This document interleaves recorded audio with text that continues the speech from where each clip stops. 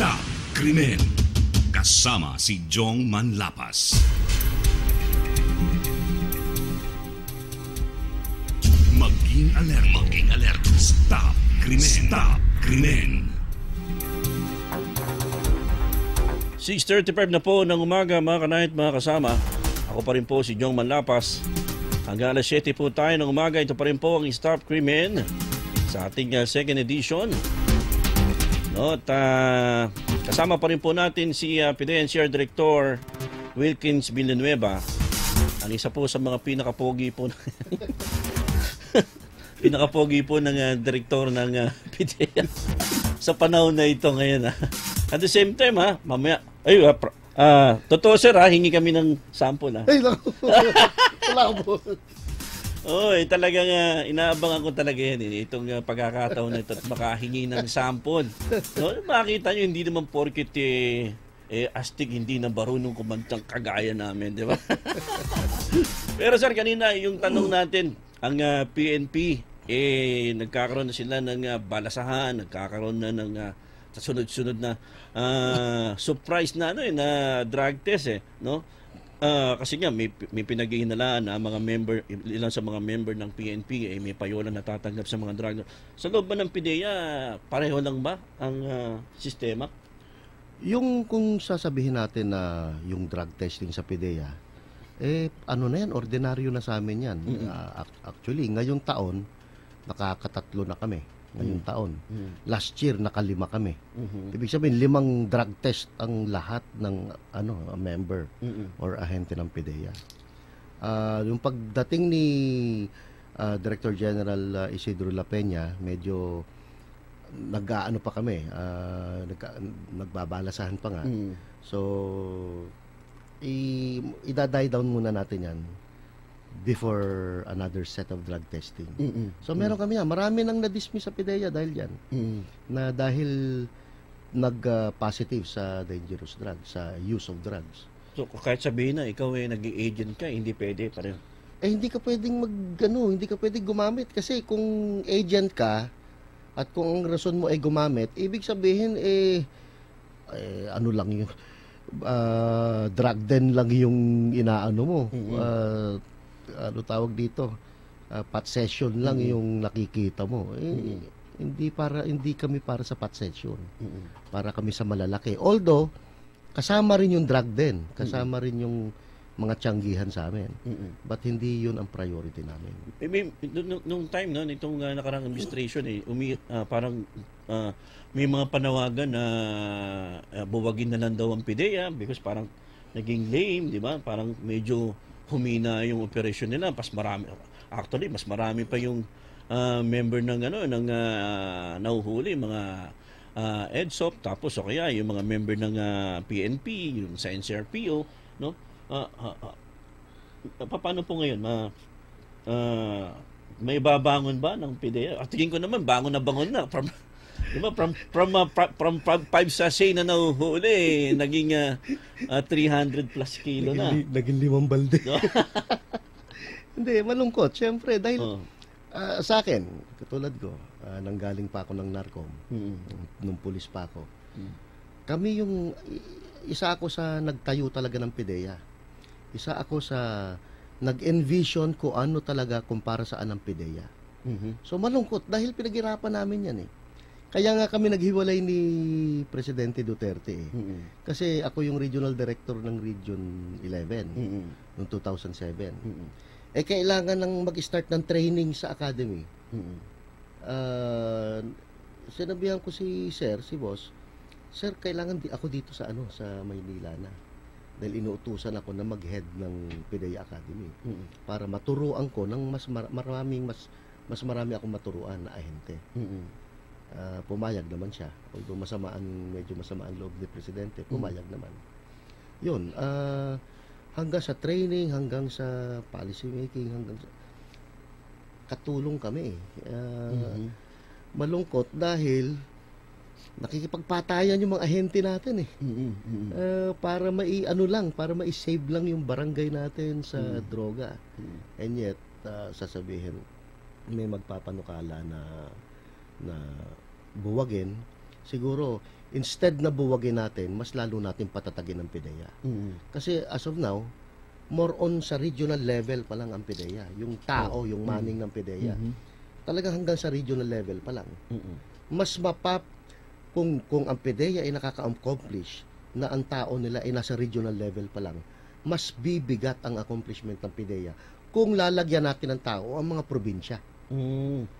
Kasi ngayon, nakakatrabaho tayo ng maayos. Nasa region pa lang tayo. Wala pa tayo sa mga probinsya eh.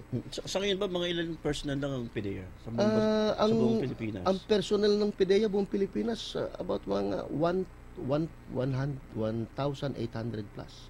Kasama na yung admin doon. 1,000? Oh yes! Sa buong Pilipinas? Yes! Oh, how can you expect? Ano na nga kami? Kumbaga, para Superman na nga kami.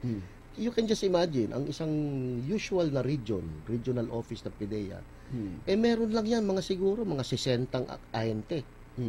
Buong region. No? Paano mo pagsisilbihan ng buong region? Kanina nasabi ninyo, Direktor, na kulang kayo sa mga resources, kulang kayo sa mga gamit. Yung pa. Nakausap niyo na ba si Pangulo o si Bato? Si Boss, si General La Peña, talagang nagpo-fronta dyan eh. Marami nang ni-request at in-approve naman ni Pangulo. It's just a matter of yung release na lang ng pondo. So, sabihin, by this administration, magbabago ang landscape. Magbabago ang landscape. At dahil ikaw nasa ahensya ka ng primary agency ka na nag-i-implement ng anti-drug campaign. Siyempre, feeling proud ka dahil kami yung priority ng presidente ngayon. Although proud ka, kaya lang medyo cautious ka dahil lahat ng kilos mo is titingnan. At dapat maka-accomplish ka talaga. So ngayon pa lang nakaka-accomplish na tayo. How much more kung dadagdagan pa ang tao natin? At dadagdagan pa ang suporta, for example, mobility. Paano natin mahahabol yung naka BMW? Rebo lang yung sasakyan natin. Paano? Oo nga, napansin ko ngayon. Excuse me. Rebo na, ang lakas pa ng usok na itim sa likod. Paano mo mahabol yung BMW na sports car? Yun na lang, doon na lang talo ka na agad eh. I mean, suportahan natin yung tamang ahensya. Hindi magwawalang hindi magtrabaho talaga yan. So, hindi yung ipanukala na buwagin na lang kasi parang kukulang ang accomplishment. Kulang ang accomplishment dahil kulang nga ang ibinibigay. At the same time, hindi droga ang priority ng previous administration eh. Kaya nga. Ngayon droga, talagang magkukumahog kaming magtrabaho dahil droga talaga eh. Sa inyong hanay, may mga tinatrabaho na ba kayo sa inyong hanay na kasama sa inyong mga watch list o ano man? Yung may mga iba't ibang intelligence agencies na nag-profile talaga ng each and every agents ng PIDEA. At sa amin naman, meron kaming sariling internal cleansing. So, dadating dyan na talagang may makakasuhan. Hindi lang kasong administratibo, talagang malaki ang kaso. Sir, sa mga drug buy-buys operation ng PNP ay bakit pa lang namamatay sa PIDEA? Nagsasagawa ng drug buy-buys operation? Ang problema kasi ayaw nilang lumaban sa PIDEA. Siguro natatakot sila dahil naka-bulletproof kami lahat eh. Hinihintay nga namin may lumaban eh. Walang gusto lumaban eh. O sadya naman talaga na mabilis lang ang PIDEA at the time? Hindi, nagugulat talaga sila. Hindi naman sa kulay green ninyong uniform. Yung Nigerian nga, nang nahuli natin nung isang araw, ang sabi niya, guys, thank you very much. Sabi ng Nigerian, you did not kill me. We will not kill you. You didn't resist arrest. So, gano'n ang naalala ko, pag once noong mga nakarang administration, kapag once hinuli ka ayaw nila magpahuli sa pulis. Kasi, pag hinuli sila, malalagasan sila ng pera talaga. Diba?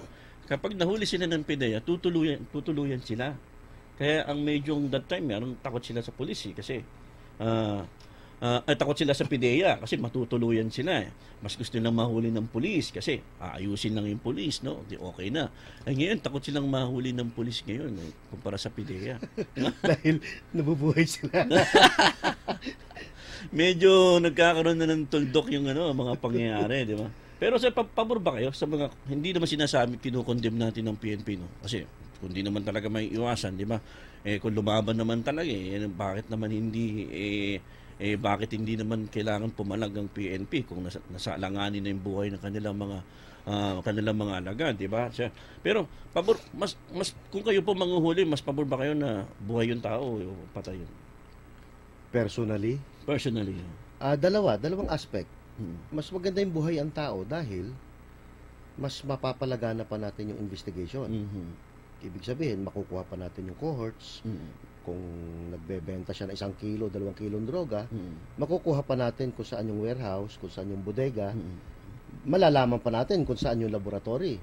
Kung buhay yung tao. Pagpatay yung tao, wala na. Tuldok na yun tapos.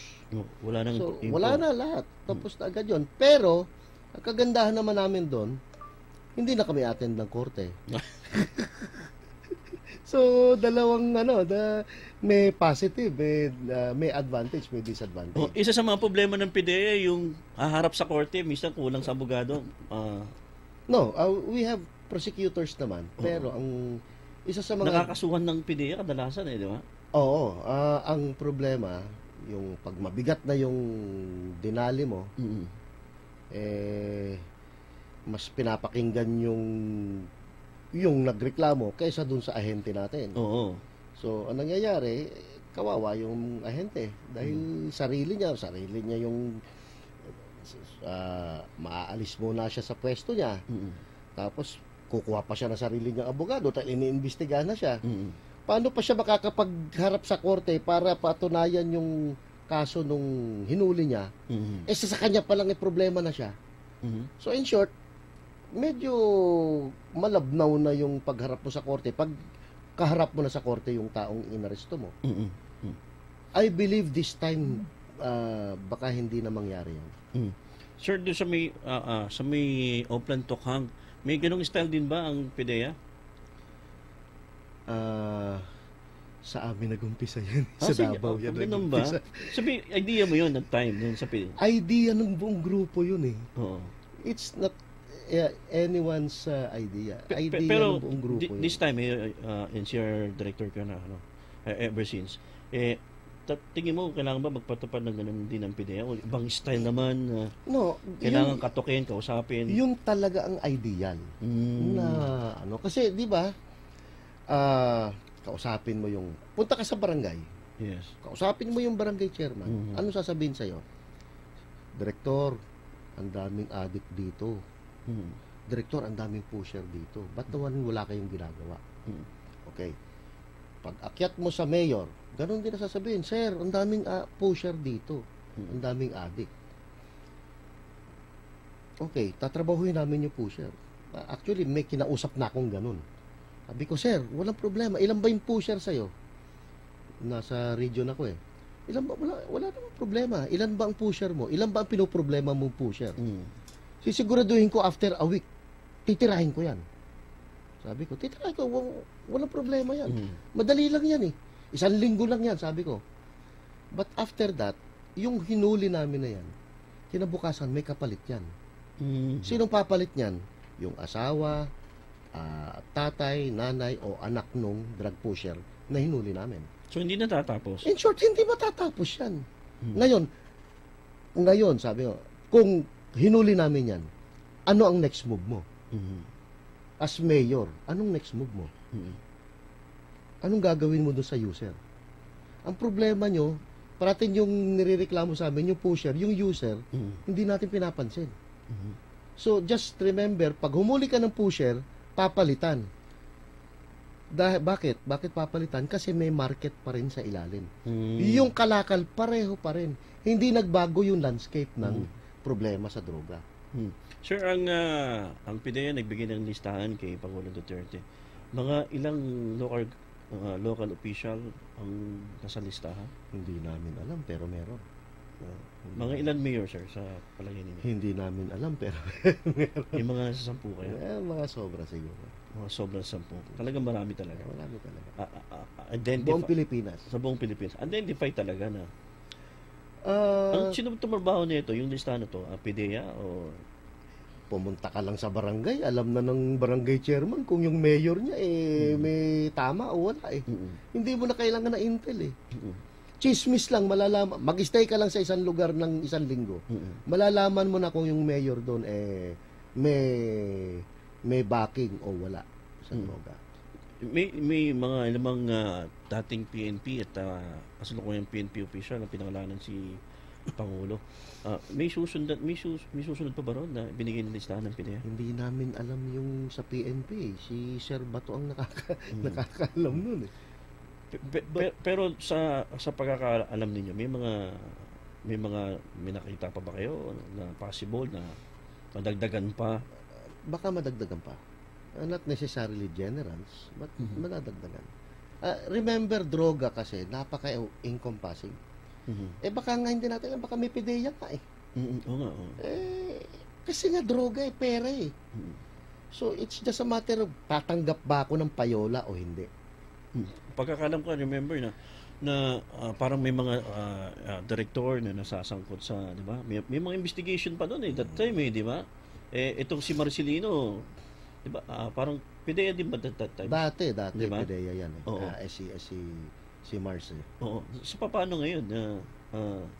Malaking epekto ba yun pag mga ganun sa PIDEA?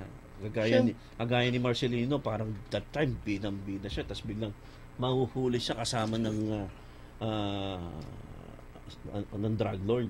Siyempre, it affects the moral ng mga tao, especially yung nasa forefront. Oo. Kasi yung bottom line natin, sila yung nasa harapan mismo. Pag nakikita nila yon, medyo it affects yung moral nila dahil bakit naman ganun? Kami, nagpapakahirap kami, nagpapakamatay kami. Para every operation namin, every bypass mo, marami. Pumunta ka sa harapan ng flagpole namin, ang dami ng pangalan dun eh. Ibig sabihin, yun yung mga namatay na PIDEA. Ang dami na. Every time na nagpa-flag racing kami, tinitingnan namin yun. Marami na nagbubuwis ng buhay para dyan. And makikita mo yung iba. Basta ang dito is dapat magpakatotoo ka lang sa sarili mo. Magpakatotoo ka sa sinumpaan mong tungkulin. Lahat ba, sir, kailangan ng member ng PIDEA ay PNP? No, hindi. Yung mga ahente natin ay galing sa civilian yan. Tinrain na lang natin na 6 months yan sa academy.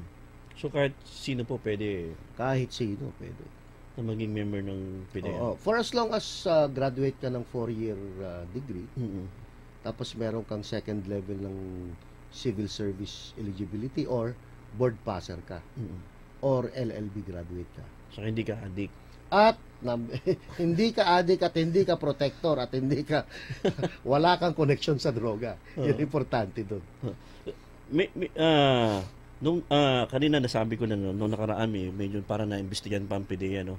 Pero positive ba, sir, na until now may mga opisyal ng PIDEA na protector ng drugs kaya medyo naging lame ang we are still trying to validate yung mga information. May mga information na talaga na lumalabas.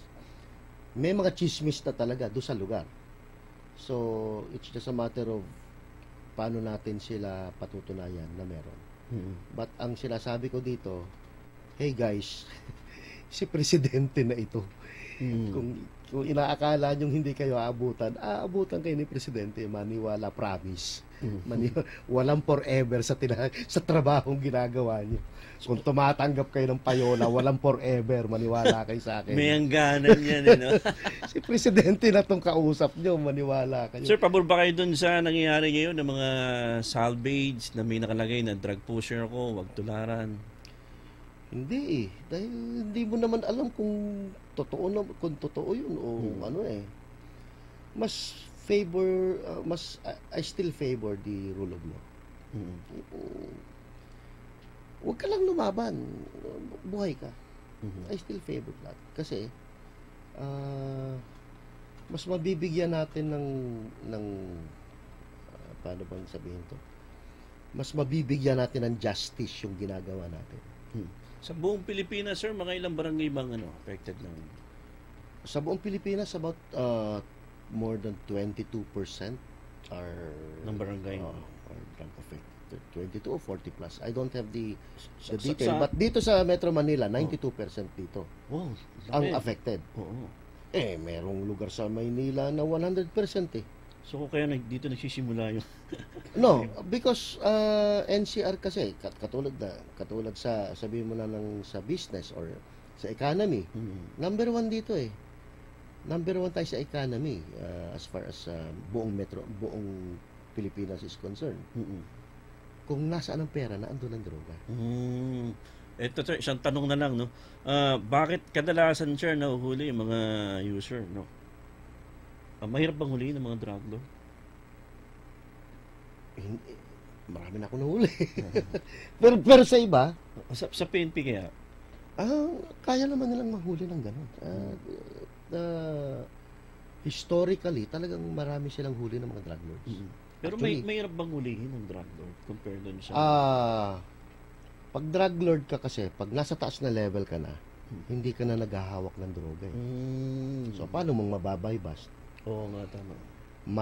Makukuha mo lang siya, katulad nung nangyari sa laboratory, naandun siya sa loob ng laboratory. Pag na-tsempuhan mo. Pag na-tsempuhan mo.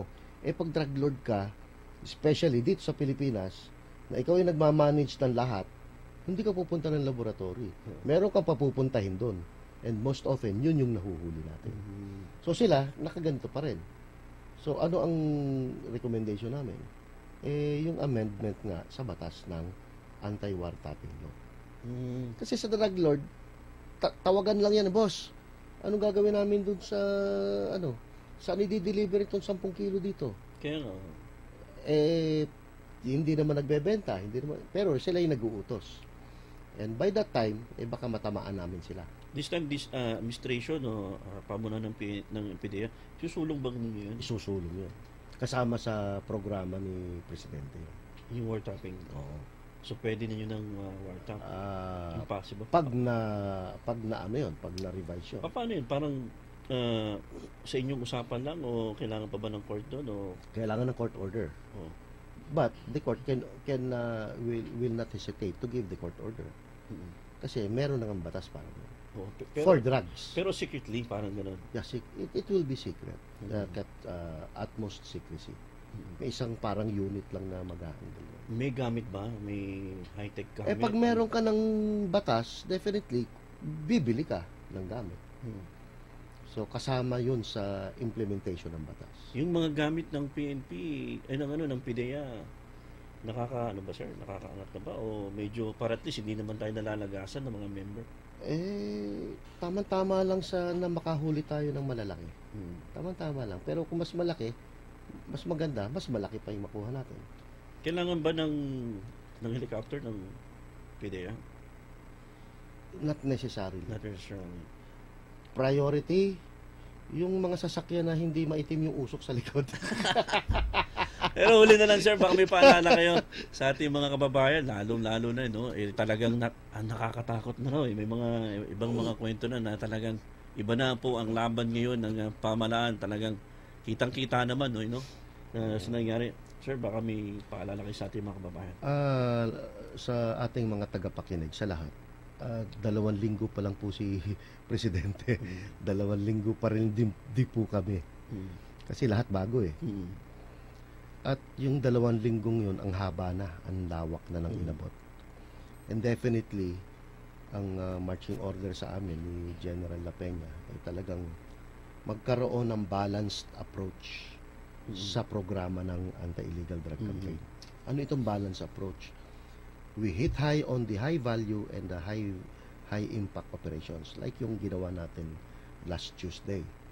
At the same time, wag natin pabayaan yung barangay natin. Wag natin pabayaan yung mga gumagamit ng illegal na droga. Kasama rin kami sa implementation. Ang dami na sumurrender. dapat ang sa akin lang pangatawanan nyo yung surrender nyo. Dahil useless, sabi mo nga kanina, useless yung surrender mo. Pag kinabukasan, gagamit ka pa rin. Aabutan ka at aabutan ka. Ang problema, kung swerte ka, pag huhulihin ka.